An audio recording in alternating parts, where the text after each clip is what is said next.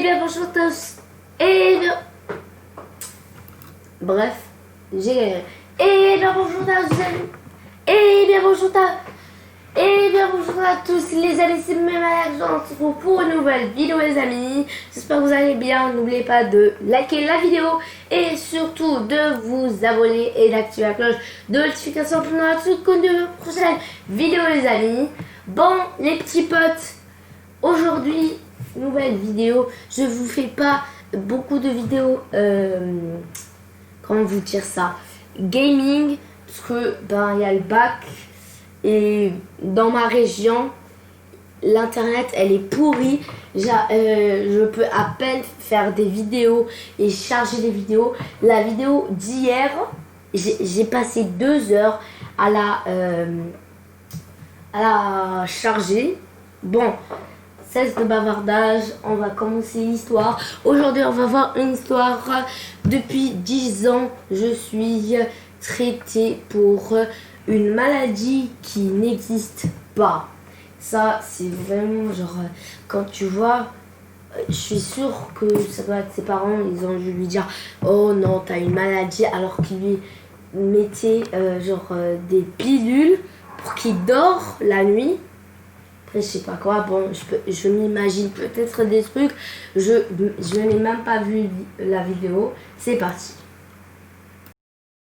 Salut, je suis Elliot, j'ai 21 ans. Tu ne le sais certainement pas, mais j'ai été traité pour une maladie inexistante pendant quasiment 10 ans. Et là, je pense que tu te dis, mais comment c'est possible ça? Comment aucun médecin n'a vu quoi que ce soit? Et ils n'ont pas fait de diagnostic? T'inquiète, je comprends. Mais à la fin de la vidéo, tu connaîtras ma vraie maladie et pourquoi je ne pouvais pas me faire guérir. Tout a commencé quand j'avais 12 ans. J'étais enfant unique dans ma famille. Je ne me souviens pas de mon père. Apparemment, il est parti quand j'étais tout petit. C'est donc ma mère qui s'est occupée de mon éducation. Par contre, la pédagogie, on en reparlera. Elle était hyper stricte et exigeante. Elle tenait une banque et pour elle, les règles, c'était monnaie courante. Et ces règles, elle me les imposait d'une main ferme. Ça me rendait fou. Évidemment, ça ne collait pas entre nous deux. Donc on s'engueulait tout le temps. Sauf qu'elle, elle me punissait juste sans même m'écouter. Elle voulait vraiment me former, me façonner, sauf que je ne rentrais pas dans son moule. Je ne sais pas si une relation mère-fils peut être pire que la mienne. Elle me disait tout le temps qu'elle s'inquiétait pour moi et que c'était la raison pour laquelle elle m'imposait toutes ces règles.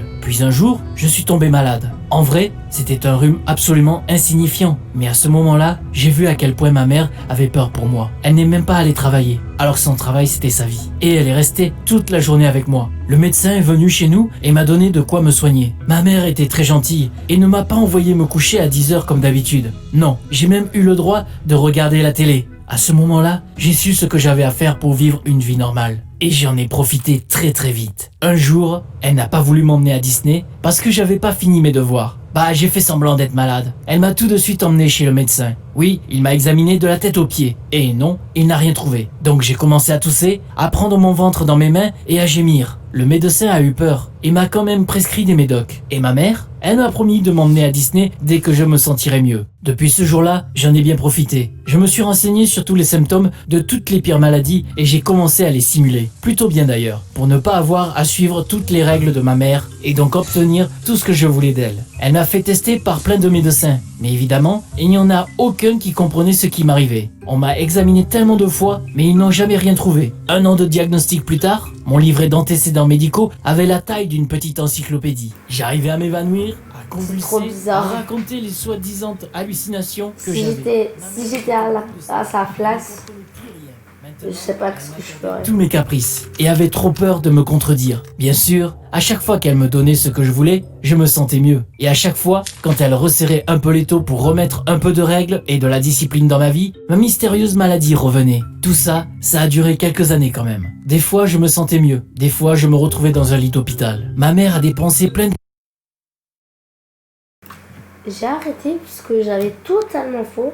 Je vous avais dit que les parents ont dû lui dire qu'il devait boire des médicaments pour qu'il dort, je sais pas quoi. C'est totalement faux les amis. Bon, c'est parti. On termine l'histoire.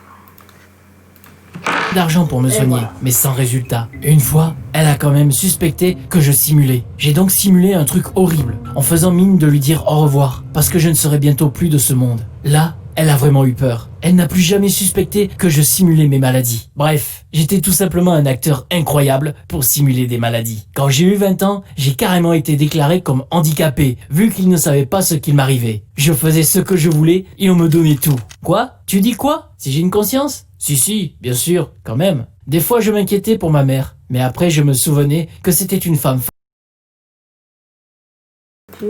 Bon, désolé pour cette coupure. Et on me donnait tout. Quoi? Tu dis quoi? Est-ce que tu es taré ou tu n'as... Il n'a pas de cerveau, c'est sûr. Il n'a pas de cerveau. J'ai une conscience? Si, bien sûr, quand même. D'accord. Des fois, je m'inquiétais pour ma mère, mais après, je me souvenais que c'était une femme forte et qu'elle pouvait faire face à mes caprices. En plus, ça faisait tellement longtemps que je jouais mon petit rôle que je ne pouvais pas tout laisser tomber d'un coup. Mais un jour, j'ai remarqué que ma mère n'allait pas bien. Elle avait perdu énormément de poids et elle n'avait vraiment pas l'air en forme. De plus en plus souvent, elle se mettait en arrêt maladie et restait au lit toute la journée. Elle me disait qu'elle ne se sentait pas bien, peu importe ce que je faisais. Ma mère ne réagissait pas du tout. C'était comme si je n'existais plus pour elle. Qu'est-ce qui se passe? Puis un jour, j'ai tout compris. Elle était vraiment tombée malade. Une ambulance est arrivée chez nous et a emmené ma mère à l'hôpital. Elle a été examinée et les médecins nous ont annoncé que c'était vraiment pas un bon signe. Elle avait une maladie coronienne. J'étais dévasté. Comment c'est possible? J'ai fait genre d'être malade tellement longtemps que je n'avais même pas vu que ma mère, elle... Attends une minute. Coronienne. Non, c'est pas une maladie coronienne. Elle a le coronavirus. Wesh. À ton avis, petit gosse, il est plus il est plus grand que moi. À mon avis, pour toi, je m'éloignerai d'elle, même si... Non, même moi, genre, je ferais... Même si c'est ma mère, je reste avec elle, même si... comment vous dire ça? Même si elle est malade et je vais mourir avec elle. Même si elle me dit pars, je reste avec eux. Elle était vraiment malade. Je me suis senti tellement coupable et j'ai décidé de la sauver à tout prix. Elle a donc commencé son traitement. Les meilleures cliniques, les diagnostics les plus modernes. Les meilleurs médecins soignaient ma mère. On a même pris l'avion pour l'Allemagne et elle a passé un mois entier dans la meilleure clinique européenne. Je suis resté avec elle tout le long. Elle s'inquiétait pour moi et me disait que j'étais moi-même en phase terminale. Mais je faisais mine de ne pas l'entendre. Et je continuais à m'occuper d'elle. Ma mère était très reconnaissante de mon soutien. Sauf que je ne pouvais pas lui dire qu'en fait, j'allais parfaitement bien. Évidemment, tous ces traitements n'étaient pas donnés. Et l'argent disparaissait à vitesse lumière. Je n'ai épargné aucune dépense. Et toutes nos économies se sont envolées. Je n'avais pas encore de boulot moi-même. Donc c'était pas facile. Mais heureusement, mes efforts ont porté leurs fruits. Elle guérissait. Malheureusement, la maladie ne partait pas complètement. Mais ma mère allait beaucoup mieux au moins. Elle est devenue plus joyeuse et beaucoup plus vigoureuse qu'avant. Elle avait même retrouvé sa rigueur et son côté strict. Mais franchement, là, j'en étais content. Au cours des derniers mois, on était vraiment devenus proches et notre relation s'est bien améliorée. Mais j'avais toujours peur de lui avouer mon mensonge, que j'ai fait genre d'être malade pendant près de 10 ans. Ma mère croyait toujours que j'étais en phase terminale et qu'aucun médecin ne pourrait m'aider. Et ça la rendait tellement triste. Puis, il s'est passé un truc auquel je ne m'attendais vraiment pas. Un beau jour, on reçoit un courrier nous disant que notre maison est réquisitionnée à cause de nos dettes. Quoi? Pourquoi? Je me suis donc un peu renseigné sur les finances de ma mère pour découvrir qu'elle était complètement à sec. Comment ça? Eh bien, en fait, ma mère a dépensé des tonnes d'argent pour tous mes examens médicaux. Sa banque avait travaillé à perte. Et qu'après, une fois qu'elle a été diagnostiquée avec sa maladie et que j'ai dépensé de l'argent pour la soigner, sa banque a fait faillite. J'étais foudroyé sur place. À cause de moi, ma mère avait perdu son taf et son argent. Et tout ce qu'il nous restait, c'était des dettes. Très vite, on a dû laisser la maison et on a emménagé dans un petit appartement. On a dû adapter notre mode de vie pour quelque chose de bien plus modeste. Mais ma mère, femme forte qu'elle était, ne désespérait pas. Elle me disait que tout irait bien. Si on était strict avec nous-mêmes et qu'on s'imposait des règles, on réussirait, ensemble. Elle avait toujours cet espoir de me guérir de ma maladie inexistante.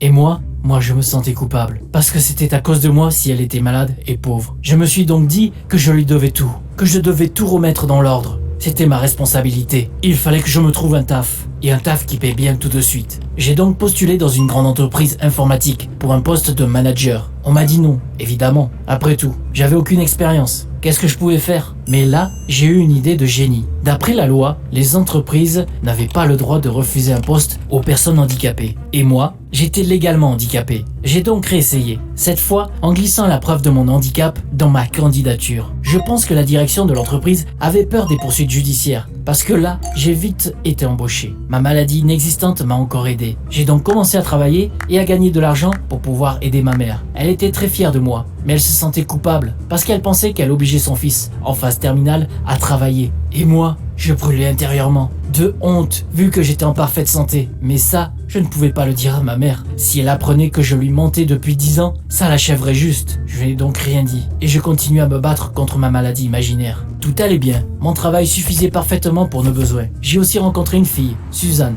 On s'est vite mis ensemble. Elle aussi pensait que j'étais en phase terminale. Suzanne m'admirait parce que je m'étais sacrifié pour sauver ma mère. Elle pensait que j'étais une personne remarquable. Mais je me suis enfoncé dans le mensonge et je ne savais pas comment m'en sortir. Et puis un jour, ma pire peur s'est réalisée. La maladie de ma mère avait repris le dessus. On l'a emmenée à l'hôpital pour la faire examiner. La maladie était revenue pire qu'elle ne l'a jamais été. Ma mère partait petit à petit. Je n'arrivais plus à me supporter à cause de ce que je lui avais fait. Je l'aimais vraiment. Et je m'en voulais tellement d'avoir été un mauvais fils, une mauvaise personne. Quelques jours plus tard, j'ai reçu un appel de l'hôpital disant que ma mère était décédée. C'était donc ça, la fin. Je n'avais plus à faire semblant. J'étais vraiment le pire gars. Et je le savais. Toute ma vie n'était qu'un long mensonge qui m'apportait que des emmerdes. Je n'arrivais plus à tenir, donc j'ai tout raconté à Suzanne. Et au taf, j'ai avoué que je n'étais pas vraiment handicapé. Bon, sans surprise, Suzanne m'a quitté sur le champ. Et au taf, ils m'ont gentiment montré la porte de sortie. Mais j'étais même pas triste ou énervé. Après tout, je ne méritais pas d'avoir une copine qui m'aime ou un boulot qui paye bien. Avant ça, je devais surmonter ma maladie, ma vraie. Parce qu'après tout, elle existait vraiment. Sauf qu'aucun médecin ne pouvait me guérir. Parce que cette maladie, c'est l'égoïsme. Et cette maladie, on ne peut s'en débarrasser que soi-même. S'il y a des fois où tu te rends compte que t'es trop égoïste, il faut que tu saches qu'il n'est jamais trop tard pour avouer, pour arranger les choses. Cette chaîne m'a aidé à raconter mon histoire. Et j'en suis très reconnaissant. Raconte-moi tes mensonges dans les commentaires. Il n'est jamais trop tard pour avouer ses torts.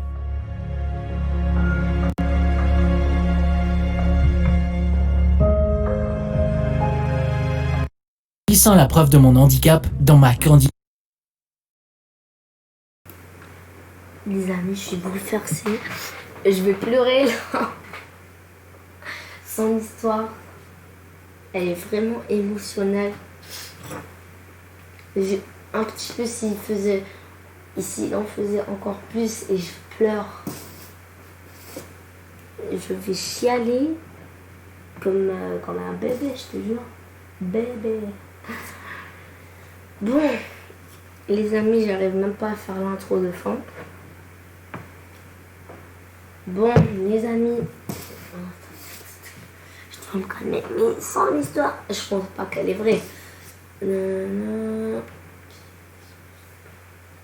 Je sais pas si elle est vraie, parce que c'est vrai qu'il y a des gens qui ont des histoires comme ça. Moi, j'y croyais pas, mais là, j'y crois vraiment. Désolée si j'ai pas parlé de toute la vidéo. C'était tellement émotionnel que j'ai même pas remarqué que je faisais une vidéo, je vous jure. J'ai même pas remarqué, je regardais la vidéo, genre je faisais rien. Genre je regardais, c'est tout, et je pleurais. Bon, je sais pas pleurer, mais un petit peu, ils ont rajouté un petit peu plus et je pleure. Je vous jure, là, je suis à bout de souffle.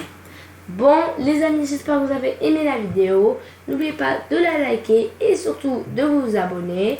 Et surtout d'activer la cloche de notification pour la prochaine vidéo, les amis. C'était Memalek pour vous servir. Allez, ciao, ciao.